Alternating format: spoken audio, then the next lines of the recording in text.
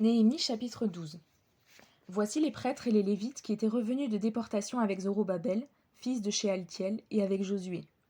Séraja, Jérémie, Esdras, Amaria, Maluc, Hatush, Shekania, Réhum, Mérémoth, Ido, Guinétoi, Abija, Mijamin, Maadia, Bilga, Shemaéja, Jojarib, Jedaéja, Salu, Amok, Ilkija et Jedaéja. Ceux-ci étaient les chefs des prêtres et de leurs frères à l'époque de Josué. Pour les Lévites, il y avait Josué, Binui, Kadmiel, Chérébia, Juda, Matania, qui étaient responsables des chants de louange avec ses frères, ainsi que Bakbukia et Uni, leurs frères, qui les assistaient en fonction de leurs responsabilités. Josué a eu pour fils Jojakim, Jojakim a eu Eliashib, Eliashib a eu Jojada, Jojada a eu pour fils Jonathan, et Jonathan a eu Jadua. Voici les prêtres qui étaient chefs de famille à l'époque de Jojakim. Pour la famille de Séraja, Méraja. Pour celle de Jérémie, Anania. Pour celle d'Esdras, Meshulam. Pour celle d'Amaria, Jokanan. Pour celle de Mélikou, Jonathan. Pour celle de Shébania, Joseph. Pour celle de Harim, Adna. Pour celle de Mérajot, Elkaï. Pour celle d'Ido, Zacharie. Pour celle de Guinéton, Meshulam. Pour celle d'Abija, Zikri. Pour celle de Mijamin et Moadia, Piltaï. Pour celle de Bilga, Shamua. Pour celle de Shaméaja, Jonathan.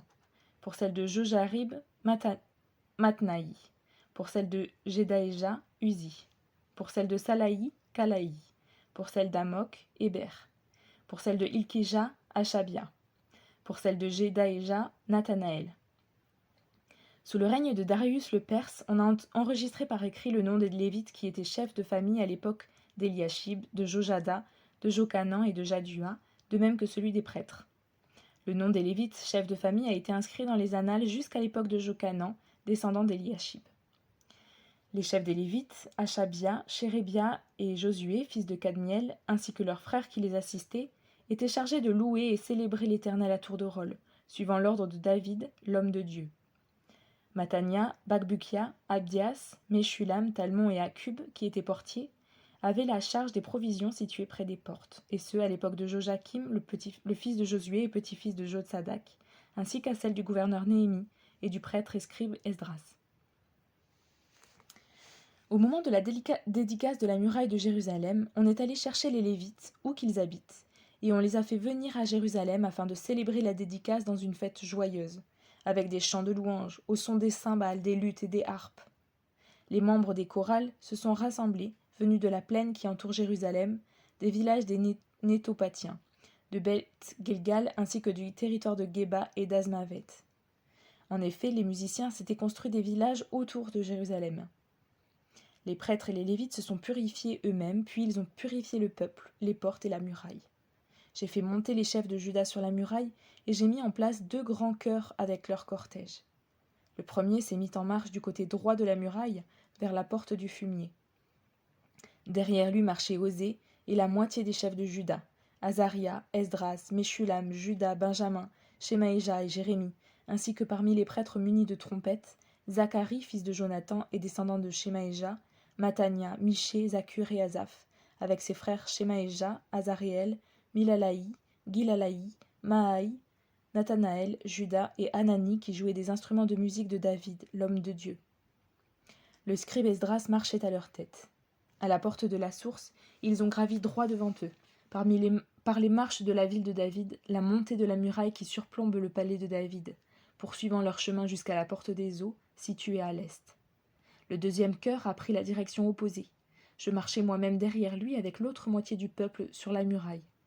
Passant au-dessus de la tour des fours, il est allé jusqu'à la muraille large et a poursuivi son chemin au-dessus de la porte d'Éphraïm, de la vieille porte, de la porte des poissons, de la tour de Hananéel et de la tour de Méa jusqu'à la porte des brebis, avant de s'arrêter à la porte de la prison.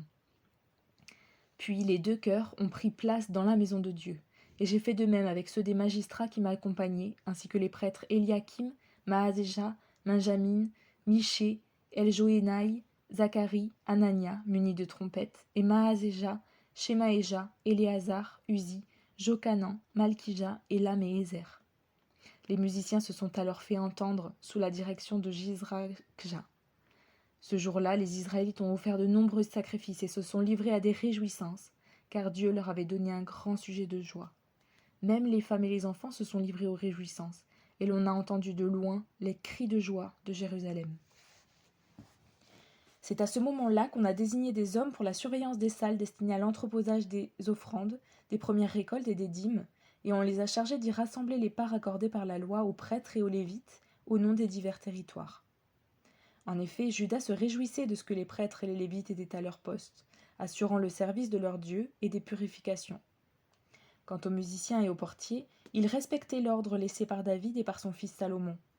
En effet, à l'époque de David et d'Asaph déjà, cela faisait bien longtemps, il y avait des chefs de musiciens ainsi que des chants de louange et de reconnaissance en l'honneur de Dieu. À l'époque de Zorobabel, comme à celle de Néhémie, tout Israël faisait don des parts journalières destinées aux musiciens et aux portiers. Il donnait aussi aux Lévites les éléments consacrés, et les Lévites les redistribuaient aux descendants d'Aaron.